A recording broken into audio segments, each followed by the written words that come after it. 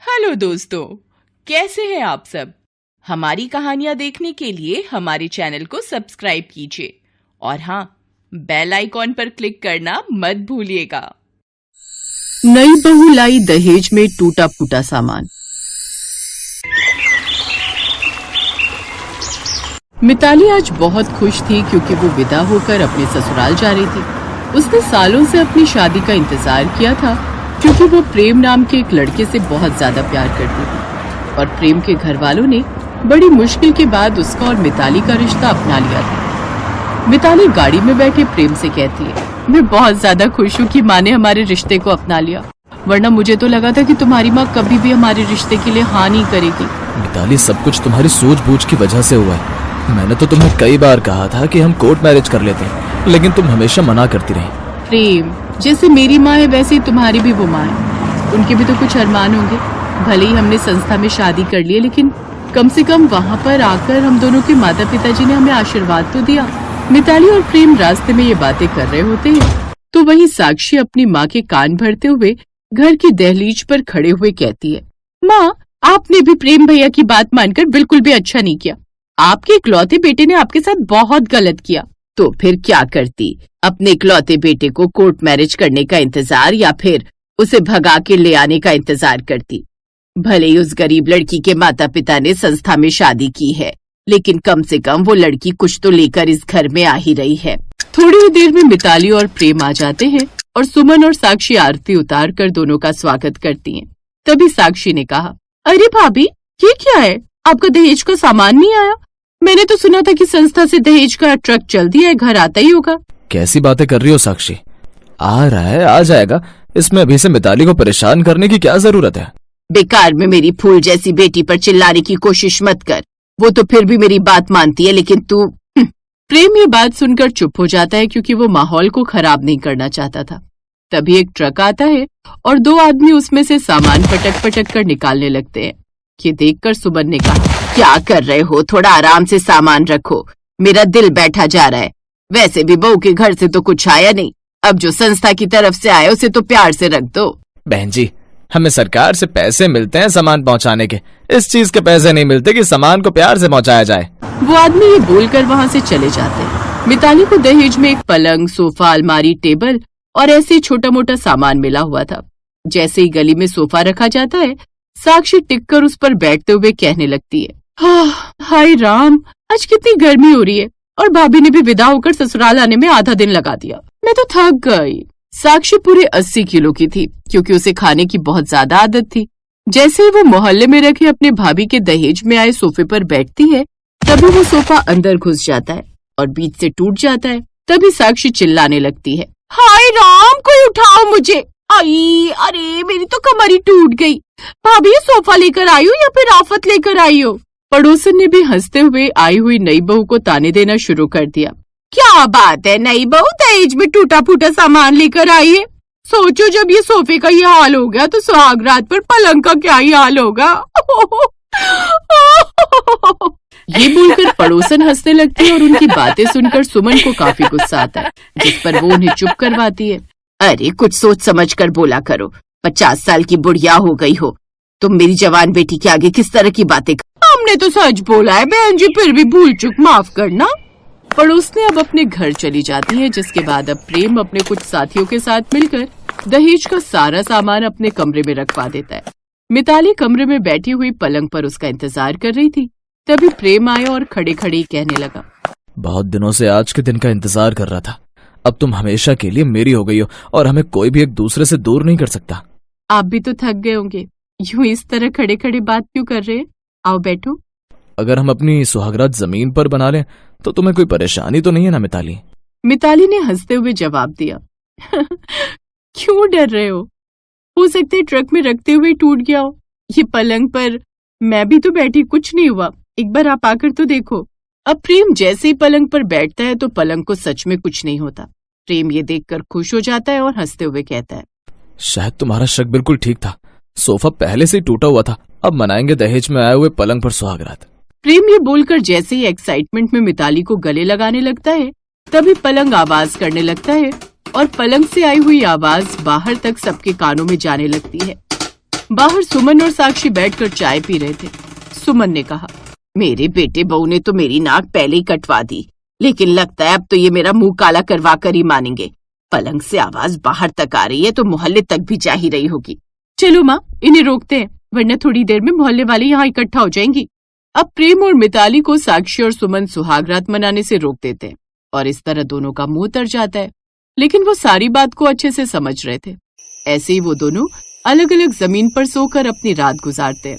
सुबह जैसे ही मिताली नहा धोकर बाथरूम से निकली तो अपने गीले बालों को सुखाने के लिए वो ड्रेसिंग टेबल के पास बैठकर दहेज में आया हुआ टेबल फैन चला देती है और तभी उसे करंट लगता है। हे भगवान, कोई बचाओ मुझे!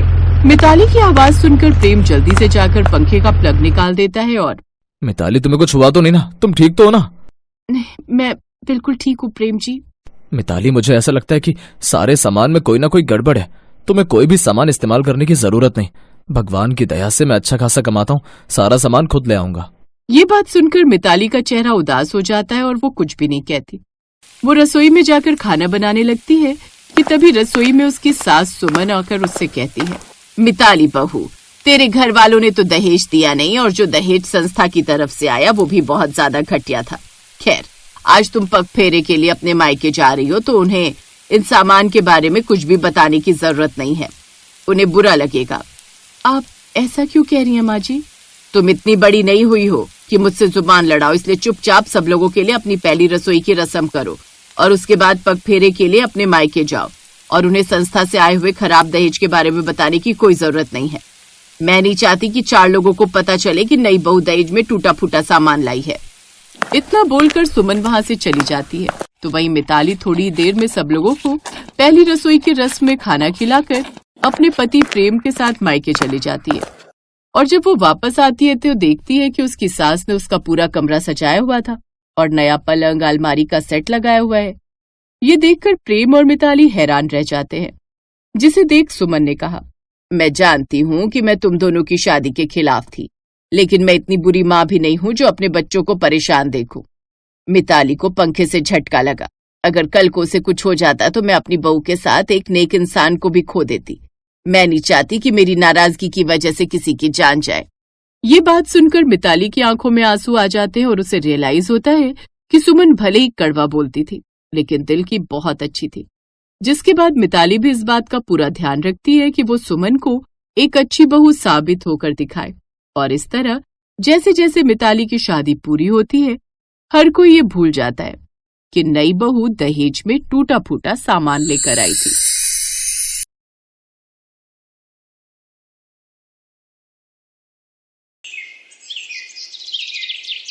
बनारस से इलाहाबाद हाईवे जाने वाले हाईवे के बीच एक कच्ची सड़क भैरोपुर गांव जाती थी। वो गांव बहुत हरा भरा और शांति प्रिय था। उस गांव में मनोहर लाल का एक परिवार रहता था। उसके परिवार में उसका बेटा अनिरुद्ध और उसकी बीवी ममता रहते थे। मनोहर के पास 50 एकड़ की खेती थी और उनका बहुत बड़ा घर भी था, लेकिन परिवार बहुत छोटा था। एक दिन मनोहर ने अनिरुद्ध से कहा, बेटा, हमारा इतना बड़ा घर है लेकिन इस घर में सिर्फ 3 लोग रहते हैं। मैं सोच रहा हूँ तुम्हारी शादी कर दूं। घर में एक बहू आ जाएगी, बच्चों की किलकारियां गूंजेंगी, जिससे हमारा घर गूंज उठेगा। ये फैसला आपने बिल्कुल सही किया। अब अनिरुद्ध शादी के लायक तो हो ही गया है और इतनी बड़ी खेती भी वो संभालने लगा है, तो अब इसकी शादी कर ही देते हैं। क्यों अनिरुद्ध, तुम इस फैसले से खुश हो ना? माँ, पिताजी, मैंने आज तक आपकी कोई भी बात टाली है जो ये वाली टालूंगा।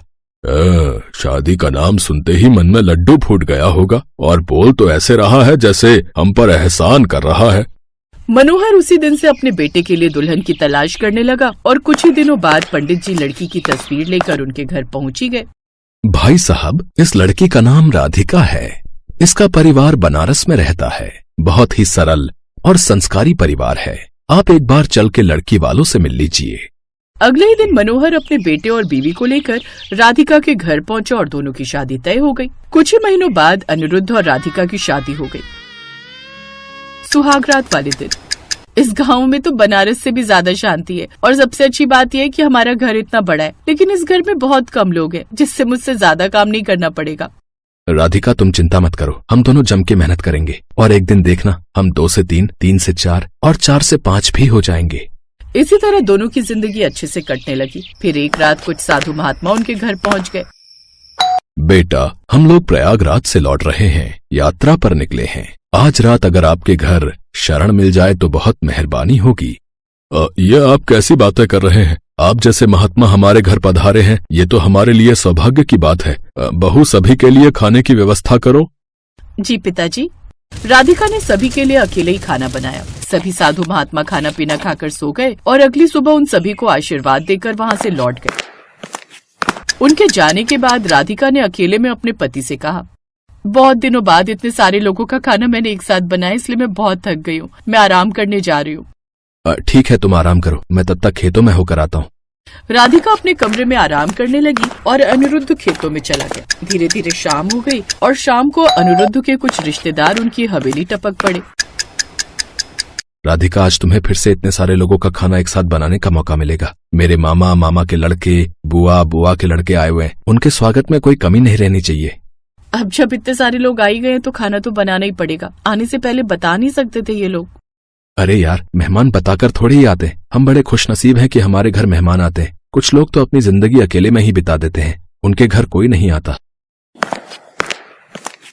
राधिका ने रिश्तेदारों के लिए फिर से अकेले ही खाना बनाया और वो बहुत थक गई। लेकिन अब हर दिन उनके घर कोई न कोई आता ही रहता था। एक दिन राधिका इस बात से बहुत परेशान हो गई। उसने गुस्से में अपनी सास से बोला, सासू माँ, जब देखो तब हमारे घर कोई न कोई आता ही रहता है। कभी रिश्तेदार, कभी कोई संत महात्मा, कभी गांव वाले ही खाना खाने आ जाते हैं, तो कभी अनजान लोग भी आ जाते हैं। मुझे समझ में नहीं आता है कि ये मेरा ससुराल है या धर्मशाला। अगर खाना बनाने में तुझे तकलीफ होती है तो मुझे बता दिया कर, मैं भी तेरी मदद कर दिया करूंगी।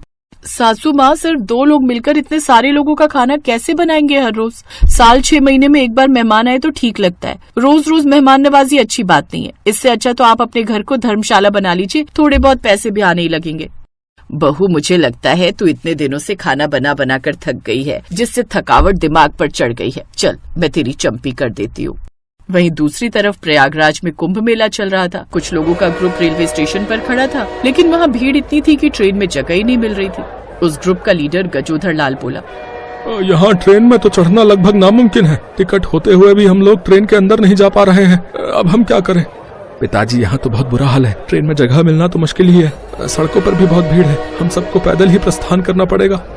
सभी यात्रियों ने पैदल ही जाने का फैसला किया। सभी पैदल ही चल दिए। चलते चलते वो लोग हाईवे पर पहुंच गए। तभी उन्हें वही कच्ची सड़क दिखाई दी। उनमें से एक आदमी बिहारी ने बोला, गजोदर चाचा, हमका लगता है ये जो कच्ची सड़क है ये शॉर्टकट रास्ता है। हमें इसी रास्ते चलना चाहिए। हो सकता है रास्ते में कोई गांव पड़े तो वहाँ हमें कुछ खाने पीने की व्यवस्था भी हो जाएगी। बिहारी लाल बिल्कुल सही कह रहा है। चलो, हम सब इस कच्ची सड़क से ही चलते हैं भैया। सैकड़ों गांव वाले उसी कच्ची सड़क पर चलने लगे और चलते चलते मनोहर के गांव पहुंच गए। गांव पहुंचने के बाद उन्हें मनोहर की हवेली दिखाई दी। गांव वालों, हमारे बच्चे भूख प्यास की वजह से बेहोश हो रहे हैं। मुझे लगता है ये हवेली गांव के सबसे अमीर इंसान की है। ये हमारी मदद जरूर करेंगे। सही कह रहे हो चाचा। अगर हमें पानी नहीं मिला तो हम आगे का रास्ता तय नहीं कर पाएंगे और रात भी काफी हो चुकी है। मैं दरवाजा खटखटाता हूँ। बिहारी लाल ने दरवाजा खटखटाया तो मनोहर बाहर निकला। मनोहर सैकड़ों लोगों को देखकर हैरान हो गया। तभी वहाँ पर उसकी पत्नी ममता, उसका बेटा अनिरुद्ध और अनिरुद्ध की पत्नी राधिका भी आ गए। अरे बाप रे, इतने सारे लोग एक साथ। मैंने तो कल ऐसे ही अपनी ससुराल को धर्मशाला बोल दिया था। देखिए, ये कोई धर्मशाला नहीं है, हमारा घर है। बहू, तुम शांत रहो, मैं बात करता हूँ इन लोगों से। आप लोग कौन हैं? हमने इस गांव में आप लोगों को पहले तो कभी देखा नहीं। कहाँ से आए हैं आप लोग? भाई साहब, हम सब लोग कुंभ मेला में स्नान करने के लिए गए थे। हमारे साथ और भी लोग थे, लेकिन भगदड़ इतनी तेज मची कि वो लोग अपनी जान से हाथ धो बैठे। हम सब की टिकट होने के बावजूद हमें ट्रेन में जगह नहीं मिली, क्योंकि वहाँ पर बहुत भीड़ थी। वहाँ बहुत अफरा तफरी मच गई थी। अगर हम जबरदस्ती ट्रेन में बैठते तो कुछ लोग और अपनी जान से हाथ धो बैठते। इसीलिए हमने पैदल ही चलने का फैसला किया और चलते चलते हम आपके गाँव पहुँच गए। ये तो बहुत बुरा हुआ आप लोगों के साथ। अभी आप लोग सुरक्षित तो है ना? हाँ, जब तक बस ऊपर वाला चाहेगा हम लोग तभी तक सुरक्षित हैं, क्योंकि अब हमारे अंदर हिम्मत नहीं बची कि हम पैदल एक कदम भी चल सकें। 24 घंटे से हमने कुछ नहीं खाया। चिंता मत कीजिए, आप लोग हमारी हवेली में ठहर सकते हैं। यहाँ आपको सारी सुविधाएं मिल जाएंगी। बहू, इन सबको पानी पिलाओ और खाने पीने का भी इंतजाम करो। सासू माँ, सैकड़ों लोगों का खाना मैं अकेले कैसे बना पाऊंगी? हमारा घर तो सच में धर्मशाला ही बन गया। इससे पहले कि उसकी सास कुछ बोल पाती, उसे भीड़ में मौजूद सभी औरतों ने कहा, आज के जमाने में आप जैसे लोग मिलते ही कहाँ हैं? आप लोग इंसान नहीं बल्कि भगवान हैं। इस हवेली में जितने मर्द हैं वो देवता हैं और जितनी स्त्रियां हैं वो साक्षात देवी स्वरूप हैं। आप लोग फिक्र मत कीजिए, हम सभी औरतें खाना बनाने में आपकी मदद करेंगे। आपको लाखों करोड़ों लोगों की दुआएं एक साथ मिलेंगी। उनकी बातों का असर राधिका पर बहुत गहरा हुआ। राधिका ने उन औरतों से कहा, हम लोग कोई भगवान नहीं है, हम लोग भी इंसान हैं। आजकल लोगों के अंदर बुराइयां इतनी बढ़ गई है ना कि कोई भी इंसान हल्की सी भी अच्छाई कर देता है तो वो लोगों की नजर में भगवान बन जाता है। चलिए आप सब लोग मेरे साथ चलिए, हम सब लोग मिलकर खाना बनाएंगे। आप लोगों को कोई तकलीफ नहीं होगी यहाँ। अपनी बहू के मुंह से ऐसी बातें सुनकर मनोहर का सीना गर्व से चौड़ा हो गया। राधिका ने उन सभी औरतों के साथ मिलकर खाना बनाया। मनोहर और अनिरुद्ध ने उनके बैठने और लेटने की व्यवस्था की। थोड़ी देर बाद राधिका ने अनिरुद्ध को रसोई में बुलाया। अनिरुद्ध जी, खाना बनकर तैयार हो चुका है। ठीक है राधिका, माताओं और बहनों आप लोग भी बाहर आ जाइए, थक गई होंगी। उसके बाद मनोहर के पूरे परिवार ने मिलकर उन सभी को बड़े ही प्रेम से खाना खिलाया। सबकी थकावट भी दूर हो गई। आप सभी लोग थक गए होंगे और खाना खाने के बाद नींद भी आ रही होगी। अब रात में तो आप लोग सफर करेंगे नहीं, इसलिए आप सब लोग यहीं पर सो जाइए। हम सब भी आपके साथ यहीं सोएंगे, फिक्र मत करिए। और कुछ ही घंटों बाद सब वहीं आंगन में ही एक साथ सो गए। राधिका और अनिरुद्ध अभी तक जाग रहे थे।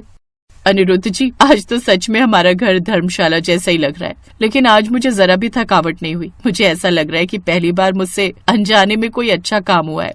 चलो कम से कम तुम्हें समझ तो आया। राधिका, इस संसार में लोगों की सेवा करना ही सबसे बड़ा धर्म है।